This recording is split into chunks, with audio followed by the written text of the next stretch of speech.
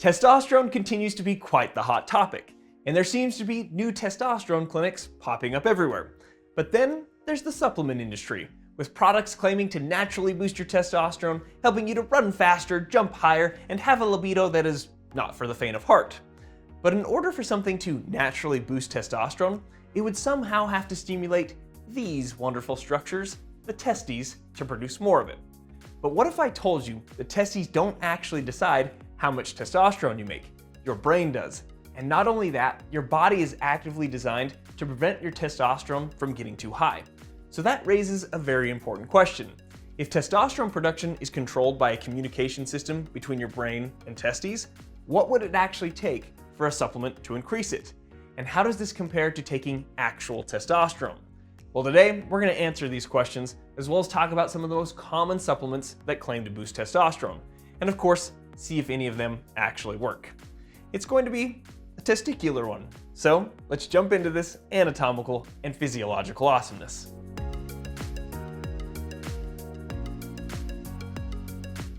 When people think about testosterone, they usually think about the testes. And that's a good place to start, because if we look at this testis right here, this is where the majority of testosterone in the male body is produced. Inside the testes are structures called seminiferous tubules, where sperm are produced. And to the naked eye, these seminiferous tubules look like string-like structures. But between those tubules are cells called Leydig cells, which produce the testosterone. But here's an important concept that will also help us understand why raising testosterone isn't so simple. The testes don't decide on their own how much testosterone to produce. That process is actually controlled by the brain. In the central core of the brain, there's a region called the hypothalamus, which helps regulate hormone production throughout the body. The hypothalamus sends signals to a small gland below it called the pituitary gland. And then the pituitary releases hormones that travel through the bloodstream to the testes. One of those hormones is luteinizing hormone, or LH, which stimulates the Leydig cells to produce testosterone. So testosterone production is really part of a communication system between the brain and the testes. The hypothalamus sends signals to the pituitary sends signals to the testes, and then the testes produce testosterone. Now, once testosterone levels start to increase, you don't want those levels to just keep rising indefinitely. So the body regulates this through what is known as negative feedback. And one of the best ways to understand negative feedback is to compare it to the thermostat and furnace in your house. If you set your thermostat to 70 degrees, but your house is only 60 degrees, your thermostat is going to sense that colder temperature and tell your furnace to kick on or secrete the heat. But again, you don't want your furnace to keep secreting heat indefinitely, because it would get way too hot. So as you know, once the temperature gets to 70 degrees, the thermostat senses this and shuts off the furnace. But it will kick back on again if the levels of heat get too low again. And this is essentially how negative feedback works in the human body. Think of the hypothalamus and the pituitary as the thermostat that tells the furnace, the testes, to secrete testosterone when levels are too low. And then once testosterone levels get high enough, they will sense this and tell the testes to shut off. So this isn't just one organ working together. It's a tightly regulated endocrine system involving the hypothalamus, the pituitary gland, and the testes. And that raises some important questions. If testosterone production depends on signaling between the brain and the testes, what would it actually take for a supplement to increase testosterone levels? And if you take actual testosterone in the form of an injection or cream from an outside source, how do you think the pituitary and hypothalamus are going to respond to those higher levels? Do you think they will keep telling your testes to produce testosterone?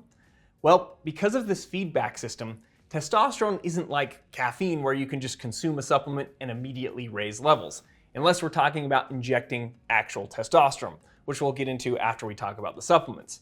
And so because the body actively regulates testosterone through communication between the hypothalamus, pituitary, and the testes, supplements would need to influence some part of this hormonal system, either the signaling coming from the brain, the testes themselves, or the metabolic pathways that regulate testosterone levels. And that's a pretty big biological claim, as these products are usually marketed as alternatives to prescription hormone therapy, often claiming they can increase testosterone, improve muscle growth, increase libido, and boost energy levels. So let's look at some of the most common supplements that you hear about and see if they have any chance of increasing testosterone. First up, we have zinc, one that you might not typically think about with testosterone. but zinc is a mineral involved in hundreds of enzymatic reactions throughout the body. Zinc plays a role in normal testosterone production because it is involved in several enzymatic steps that are used to synthesize testosterone. Studies show that men who are zinc deficient can have lower testosterone levels, and correcting that deficiency may help bring testosterone levels back toward normal. But if someone is deficient in zinc, there are plenty of other reasons to correct that deficiency beyond just testosterone. However, if someone already has adequate zinc levels, or their low testosterone is not related to zinc deficiency, supplementing with additional zinc is unlikely to increase testosterone levels. Another nutrient that frequently appears in testosterone boosters is vitamin D. Vitamin D actually behaves more like a hormone than a traditional vitamin. Its active form binds to vitamin D receptors that are found throughout the entire body, including in the testes, particularly in cells involved in testosterone production. Because of this, vitamin D may influence some of the genes and enzymes involved in steroid hormone synthesis. Some studies have found that men with low vitamin D levels tend to have lower testosterone levels, and correcting a vitamin D deficiency may help restore testosterone levels toward normal in some individuals. But again, like zinc, there are other reasons to correct a vitamin D deficiency beyond just testosterone. And if somebody already has adequate vitamin D levels, or their low testosterone isn't related to vitamin D deficiency, supplementing with additional vitamin D is unlikely to significantly increase testosterone levels. But next, let's talk about two supplements that get a lot of attention these days with boosting testosterone: Tongkat Ali and Ashwagandha. But before we get to those two supplements, I need to tell you about a sponsor that we have never used before in one of our YouTube videos. And that sponsor is me. Because I'm going to be doing a cadaver workshop here in the lab that you can attend from anywhere, because it's going to be streamed live. We are going to look at multiple bodies so that we can cover different muscles, organs, and different tissues. You are essentially going to be part of what we do with our students that come into the actual lab and learn anatomy from the cadavers, which means you'll get even more detail about how the human body is really put together. So if you're interested and want to be part of this anatomical awesomeness, the dates and details will be down in the description. Now, there is a limit to the number of people that we can fit into the live broadcast, so if you want to do this, be sure to sign up quickly, because Jeffrey the Skeleton is super excited to interact with as many of you as possible. So we hope to see you there. And now, let's get back to those testosterone supplements. Tongkat Ali is becoming increasingly more popular. It's thought to potentially influence testosterone through a few different pathways. Some research suggests it may reduce sex hormone binding globulin, which is a protein that binds testosterone in the bloodstream. So if there's less sex hormone binding globulin, there could potentially be more free testosterone available. There are also hypotheses that Tongkat Ali may influence hormone signaling pathways involving the hypothalamus, pituitary, and testes, which, as we know, regulate testosterone production. And a few small studies have reported increases in testosterone or improvements in certain symptoms, particularly in men experiencing stress or age-related hormonal changes. But these studies are generally small, and the results have not been consistently replicated across larger trials. So while Tongkat Ali is often marketed as a testosterone booster, the evidence so far is still limited and not definitive. Another supplement that gets a lot of attention these days is ashwagandha, an herb traditionally described as an adaptogen, meaning it may help the body regulate its response to stress. So rather than directly stimulating testosterone production, ashwagandha appears to work primarily through its effects on stress physiology. Several studies have shown that it can reduce levels of cortisol, which is the body's primary stress hormone.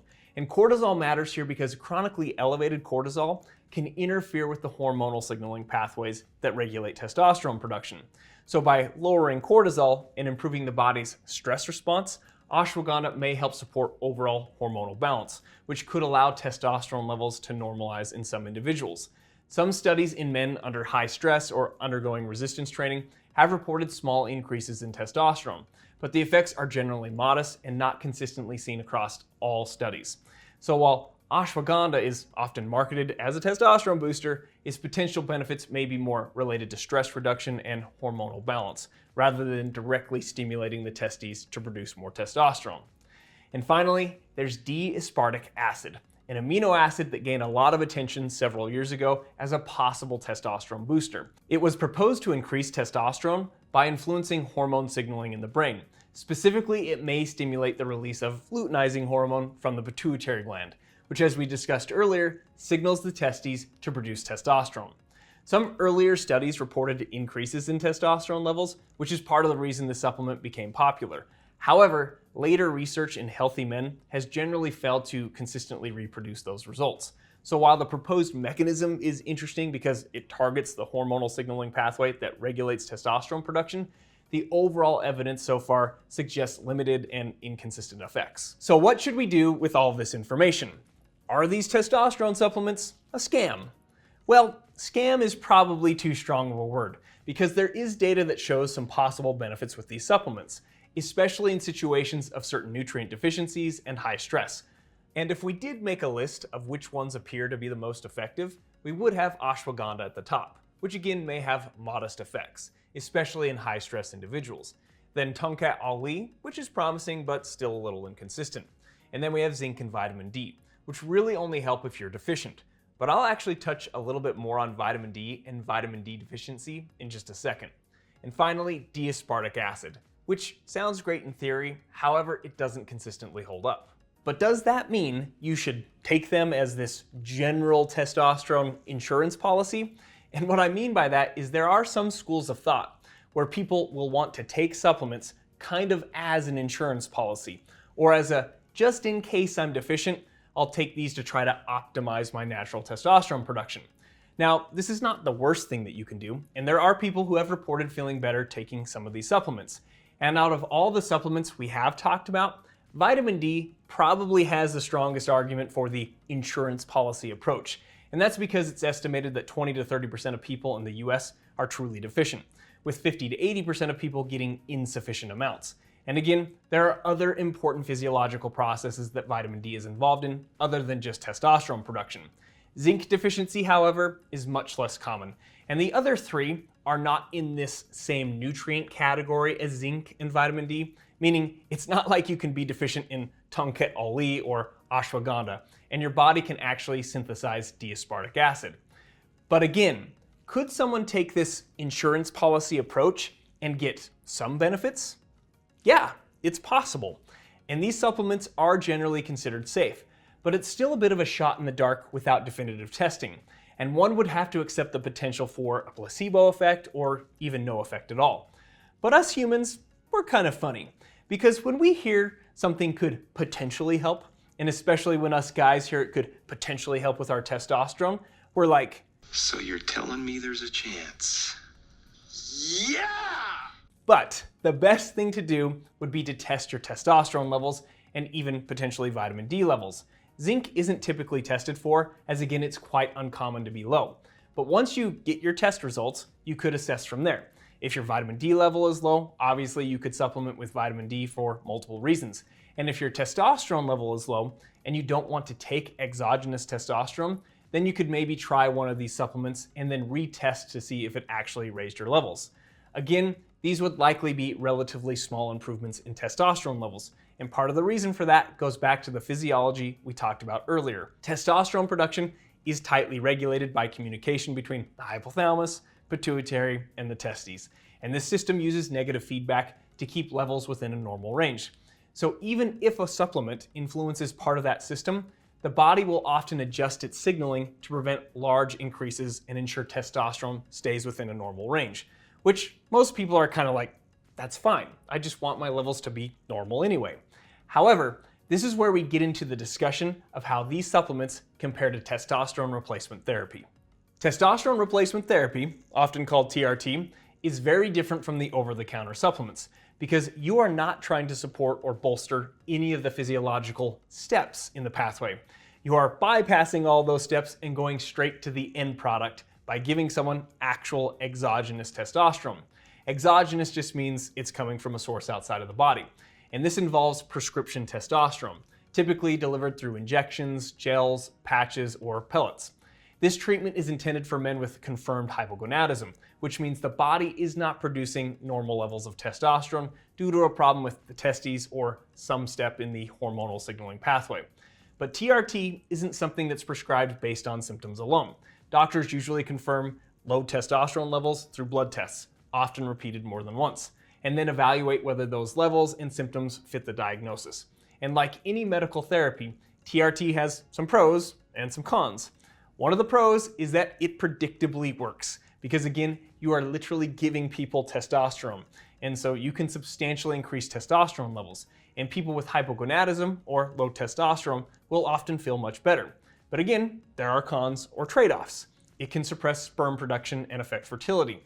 And we actually learned why that is. Remember the hypothalamus and the pituitary gland. When you give someone exogenous testosterone, the hypothalamus and the pituitary gland don't know the difference. So what happens is they kind of think, oh, we've got plenty of testosterone, so no need to have the testes produce any more of it.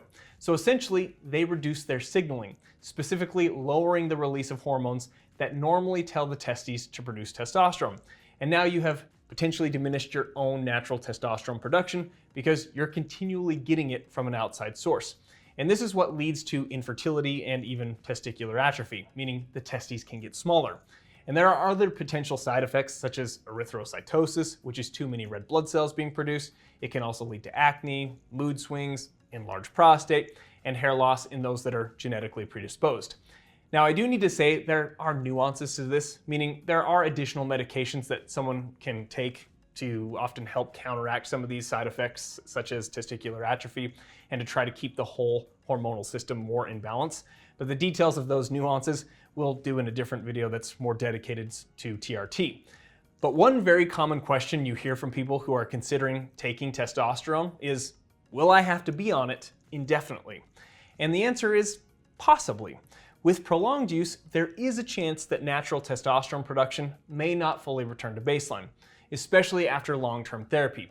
If you're in middle age or later in life, maybe that's not as big of a deal to you. But if you're younger and you're wanting to have kids, this becomes a more important consideration. And this is one of the reasons why sometimes these supplements can seem appealing for someone to try first, because unlike exogenous testosterone, they generally do not suppress natural testosterone production in a meaningful way, even if their effects are modest. But ultimately, this is going to be a very personal decision, and sometimes a decision between you and a healthcare provider, especially if you decide to explore the TRT route. So whether you're looking at supplements or testosterone therapy, it all comes back to understanding how this system actually works. Because once you understand the anatomy and physiology, you can make better decisions about how to influence it. And I hope I provided you with enough information that can help you with this process. So thank you so much for watching and supporting our channel. And as always, we'll see you in the next video.